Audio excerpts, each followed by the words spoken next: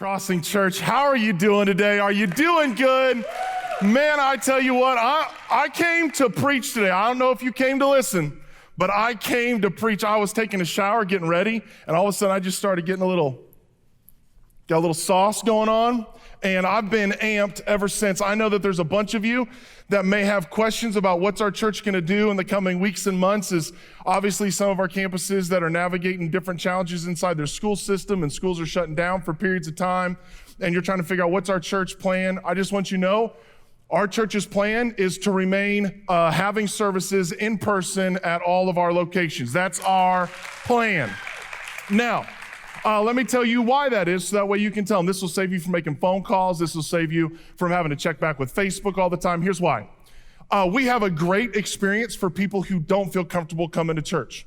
We have an incredible online service. There's people watching right now. We have an incredible team of chat hosts from all across our locations that are participating in there, making people feel loved, cared for. There's even private rooms on our prayer chat for people to go into if they want to have someone pray with them. And we do a great job of following up with them and getting them connected at one of our physical locations. So we have an incredible online experience. We don't just have that for adults. We also have that incredible online experience for kids. So people who are nervous, scared, worried about contracting COVID, we have a great alternative for them. But we don't want that to keep the people who want to be able to worship in person from being able to worship in person.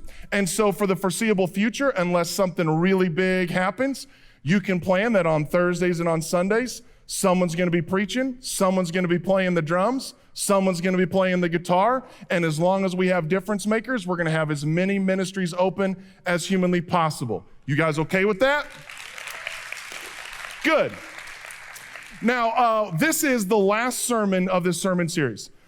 We've called this sermon series Beyond. First week, we talked about beyond the mundane, that even a small step of faith can bring about big blessings. That when you take something that's in your hand and you place it in God's hand, there is no telling what God can do. Then the second week, we learned about going beyond the math. And we encourage you guys to take a look at your heart and realize that that's what God sees, that God sees our heart. He sees our true motivation. He sees our true response. And then last week, Jerry preached an incredible message called Beyond the Minimum, and that we have an opportunity to put ourselves in front of Jesus because Jesus can change people. We can become, through Jesus, new creations, but that doesn't happen when we give him the minimum. It happens when we give him the maximum, when we give all of ourselves over to him, and that Jesus is more interested in your redemption than he is in your resume.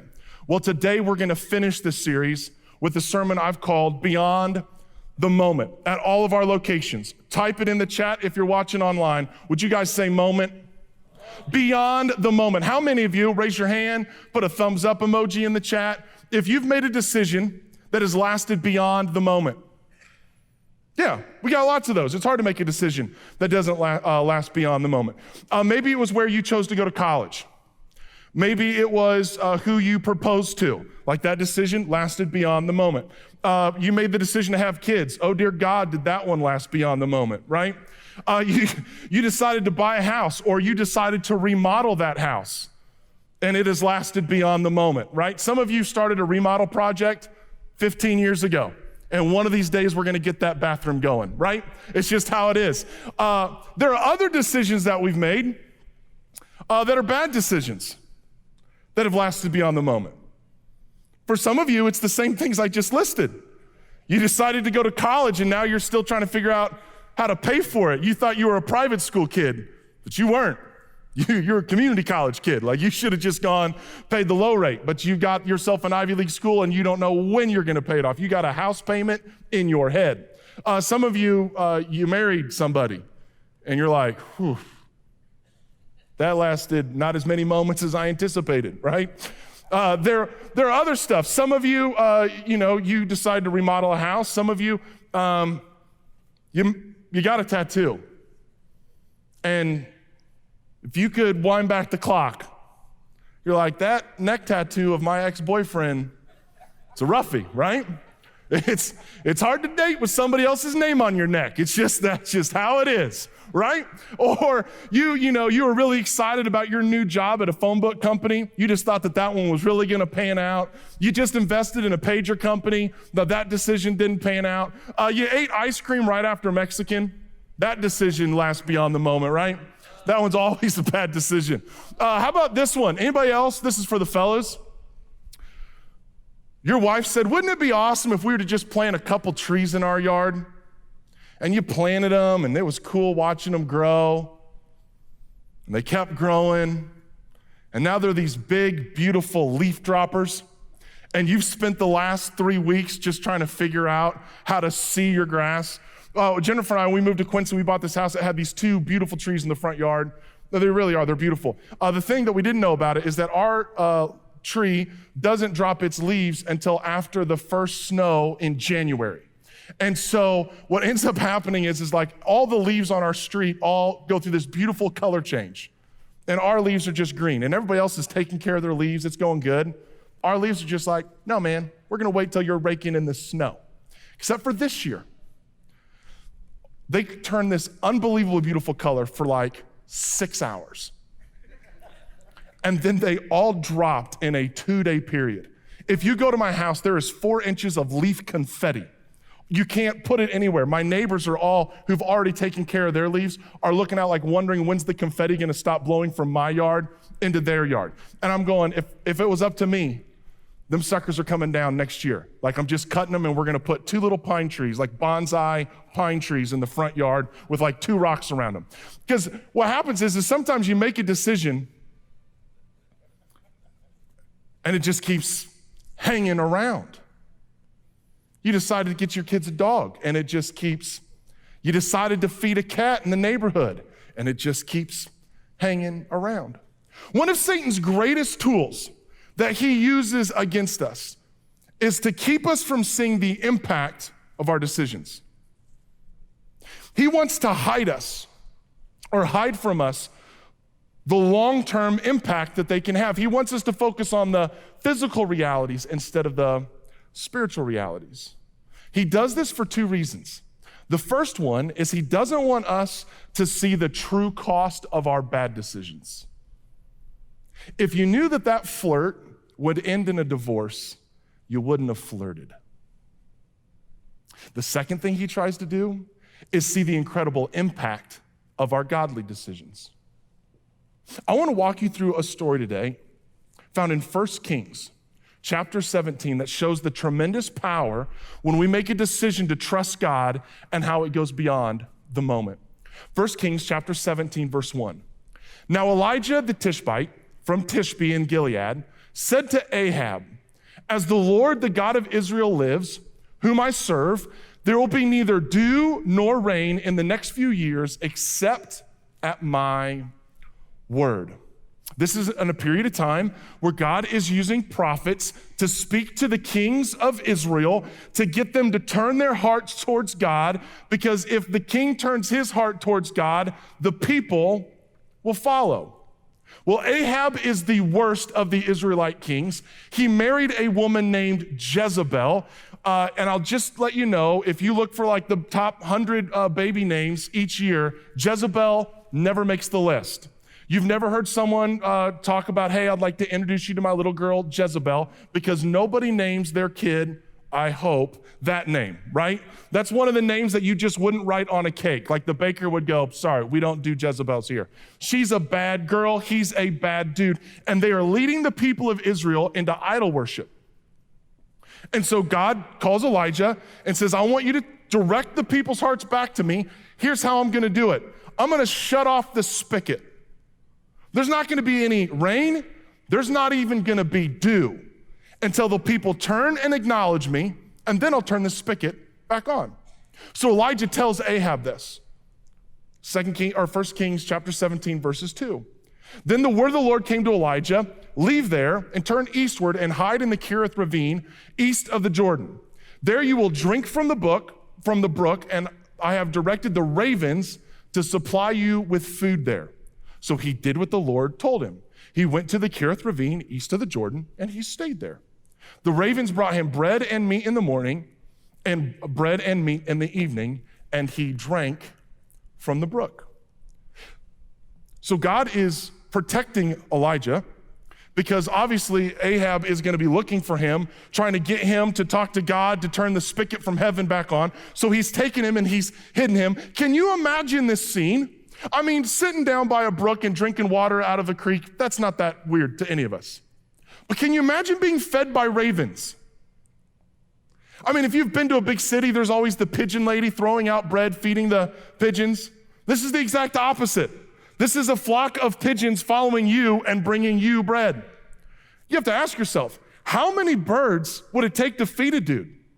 Like, how do they just keep coming? Is there an entire flock? Do they all descend at once and they just drop the food in his lap? It's like Elijah's in the nest and the birds are bringing him the food.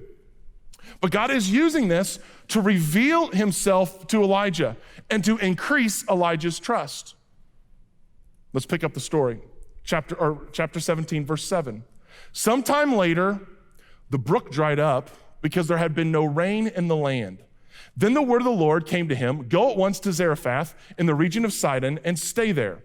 I have directed a widow there to supply you with food. So he went to Zarephath. When he came to the town gate, a widow was there gathering sticks. He called to her and asked, would you bring me a little water in a jar so I may have a drink?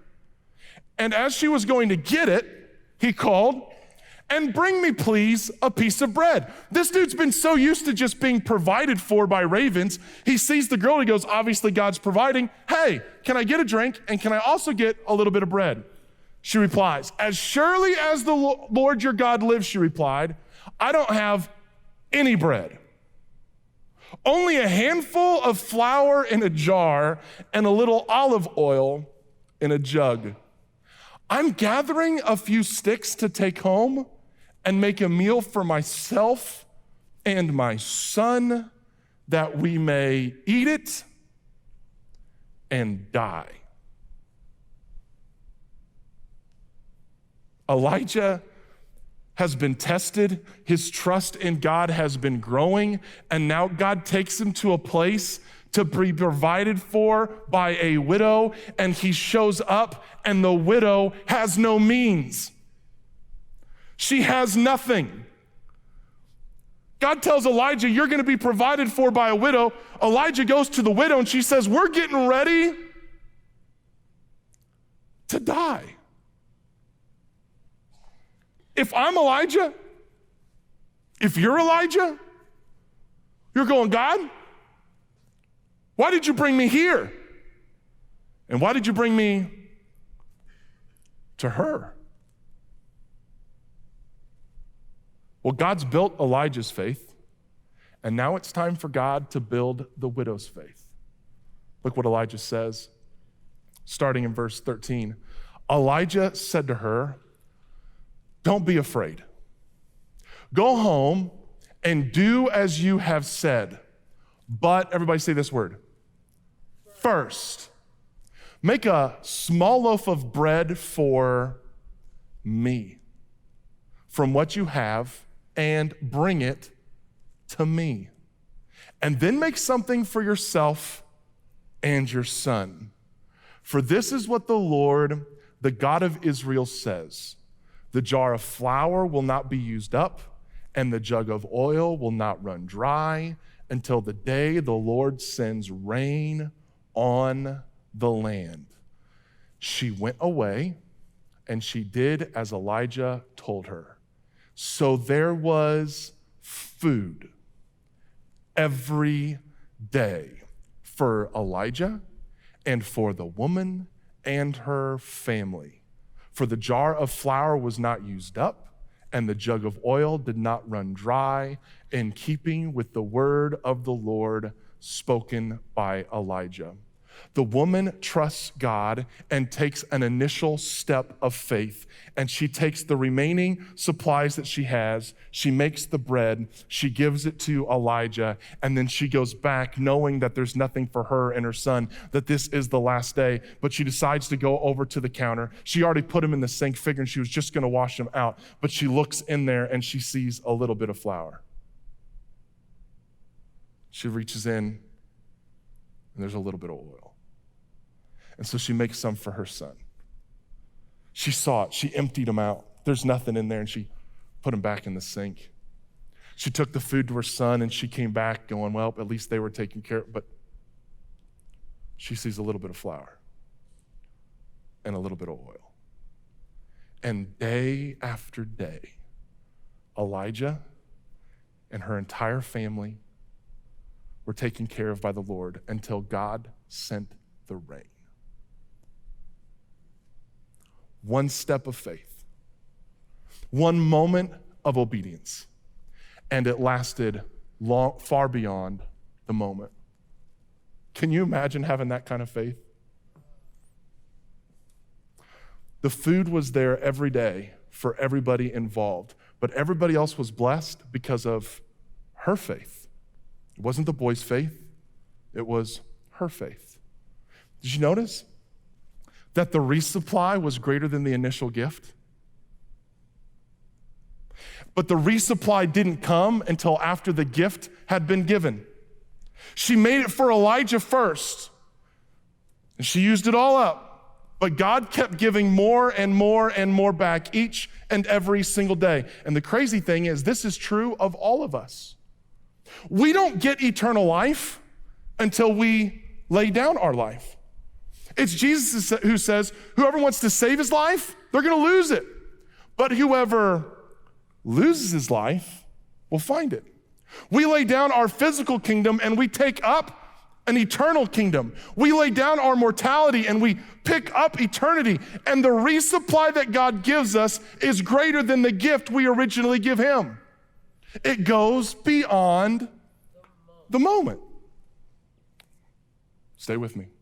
1 Kings 17, verse 17. Sometime later, the son of the woman who owned the house became ill. He grew worse and worse and finally stopped breathing. She said to Elijah, "What do you have against me, man of God? Did you come to remind me of my sin and kill my son?" Is there anybody at any of our locations that can relate? Isn't it amazing how quickly we become entitled? She has had all of the days since the first day she met Elijah. She's been in the bonus round with her son. The first day that Elijah came into the house was supposed to be the last day with her son. But day after day, week after week, month after month, she's been in the bonus round with her boy. But now that her son is struggling, she wants to turn and curse the very person that brought the blessing. Have you been there? She made food that day. That was a miracle in her kitchen sink. And used the sustenance from that blessing to create the energy to issue the curse. Have you ever been there? I have. Oh, I've lived there. There are certain aspects of my life where I cannot doubt, I cannot get around the fact that God has been absolutely blessing me, covering me, taking care of me, providing for me. Does anybody have an area, a quadrant, a slice of your life that you're going, only God could do what he's doing in me in this area of my life? But just because he's good in this area of my life doesn't make me a little ticked at him in this area of my life. Woman's walking in miracles and upset at his provision. I live there.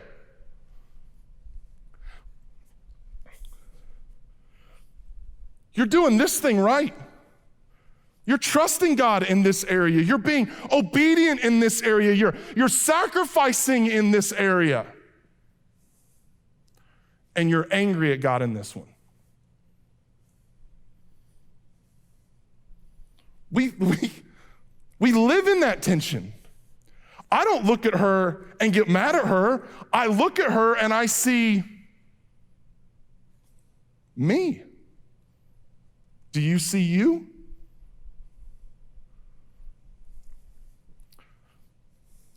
So she blames Elijah, and Elijah, look what he says. Give me your son. Elijah replied. He took him from her arms, carried him to the upper room where he was staying, and laid him on his bed. Then he cried out to the Lord, Lord, my God, have you brought tragedy even upon this widow while I'm staying with by causing her son to die? Then he stretched himself out on the boy 3 times and cried out to the Lord, Lord, my God, let this boy's life return to him.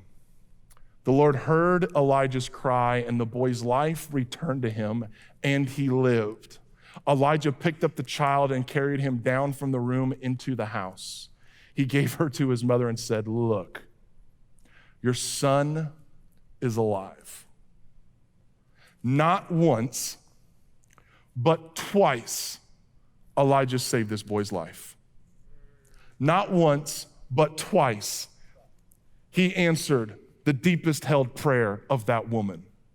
He didn't just save him from starvation, he saved him from death. He saved him from the illness. But that woman had no idea when she took that initial step of faith to bake the bread for the prophet, how that blessing would go beyond the moment. She had no idea that that moment of faith would reap blessing after blessing. But Elijah, he went on to do so much more than just that. He went on to defeat the prophets of Baal. He called down fire from heaven. He turned the people's hearts back to the Lord. In fact, Elijah did 8 miracles in his ministry. 6 of them happened after the miracle with the oil and the flour. He went on to raise up a person after him, Elisha. Elisha said, God, please give me a double portion of Elijah's mantle. And God heard that prayer and he answered it. And he went on to do 16 miracles. And you can trace all of that back to a woman keeping a prophet alive by trusting God with just a little bit of flour and a little bit of oil. Her decision to have faith lasted beyond the moment. I have some takeaways for you. First one, a yes to God is not a pass on hardship. I need that one to sink in. I think you need this. I think I need this. 2020 is not over. We need this. A yes to God is not a pass on hardship. When you say yes to God, you are not exempt from pain and struggle and hurt. Just because you said yes to Jesus doesn't mean that things are going to get easy. Just because she said yes to the prophet did not protect her from all of the other hardships of life.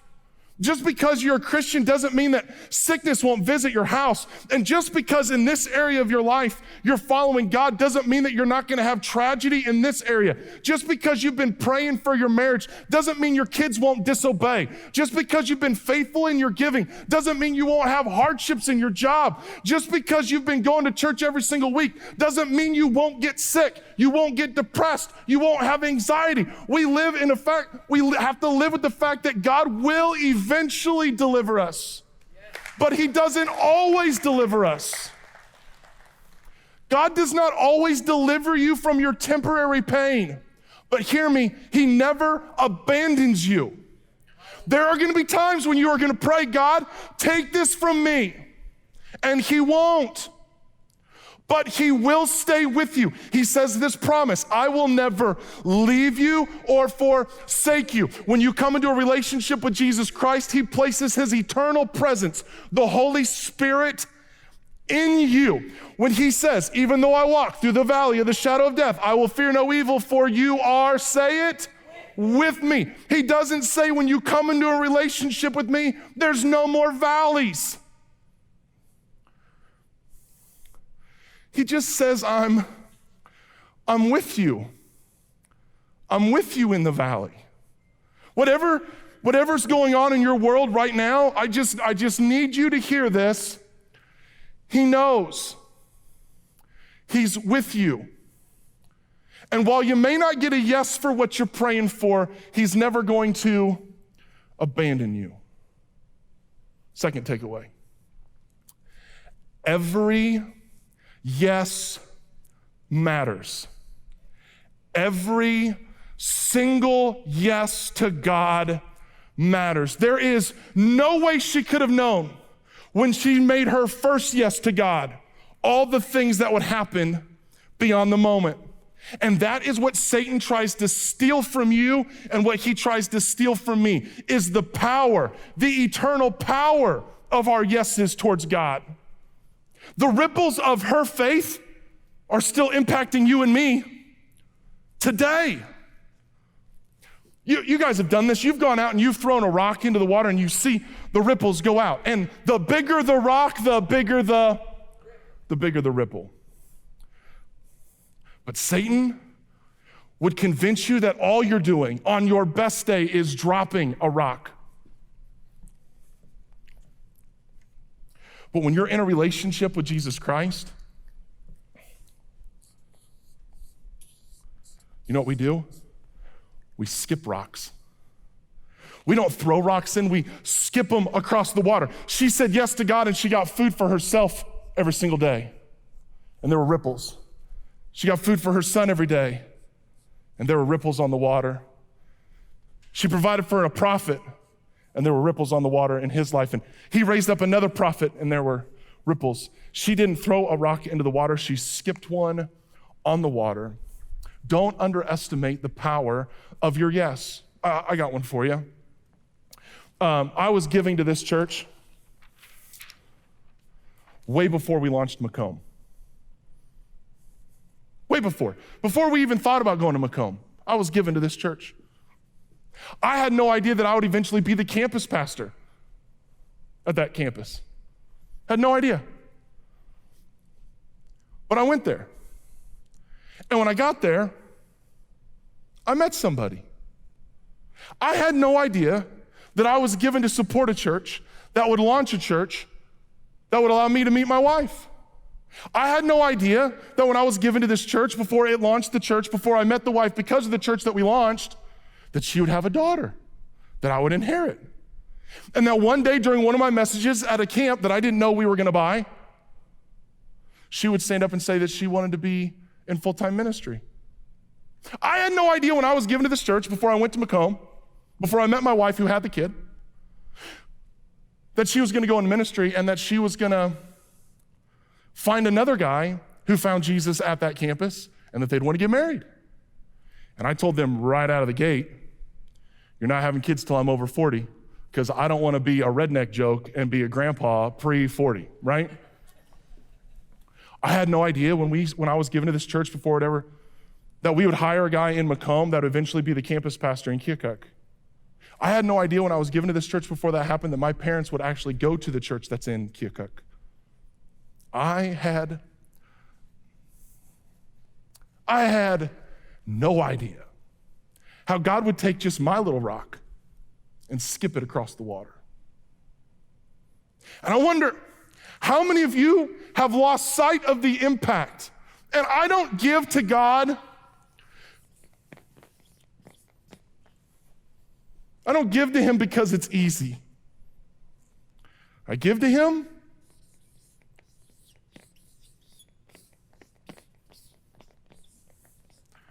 because he's worthy. And I give to God because helping people find Jesus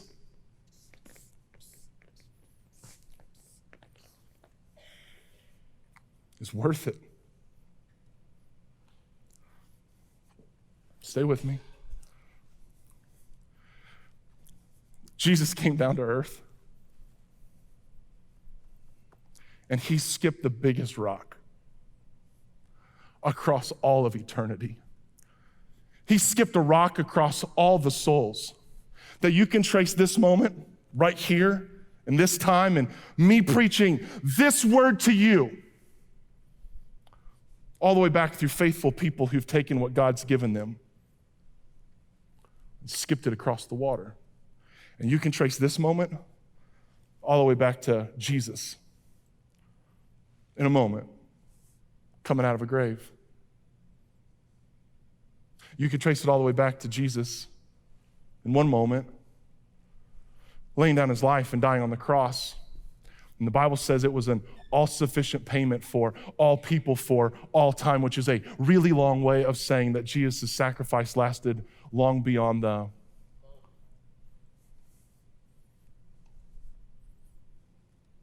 question I got to ask you is, are you ready for your life, for what you have, for what God's given you to last beyond what you can see right in front of you? Because you have no idea what God could do. I'm not asking you to do it because it's easy. I'm asking you to do it because when you look at God and all that he's done, you have to come to the conclusion that all I have is worth giving to him because he's worthy. And when you're at one of our locations and you see somebody getting out of the baptistry and you see someone saying yes to Jesus and you see a marriage getting restored, you gotta come to the same conclusion that I'm coming to, which is it's worth it of all the things I could possibly do. It's worth it. And I'm not just saying that I'm the only story and that widow's the only story. I know you're the story. I've seen it happen. I've seen people show up to a campus because of your generosity. And I've seen marriages restored, which gives me the courage when I find another marriage that's broken to tell them that I believe that God can heal that marriage. And you know how I know it? Because I've seen him do it in the past and I believe in my heart I'm gonna see him do it again. I've seen families that have been ripped apart and God's getting no glory in their home. And I've seen God take your generosity and put people around them and start to minister to them, and eventually God starts putting that family together. Maybe that family is your family. And then another family comes in and they're just as torn and tattered, battered and broken. And we're able to look at them with confidence and go, we believe that God can put you together too because we've seen him do it. And deep down inside, we believe that he will do it again. Is there anybody at any of our locations who's willing to say, I'm gonna give what I have? My life, my money, my time, I'm gonna give what I have because he's worthy. And it's worth it.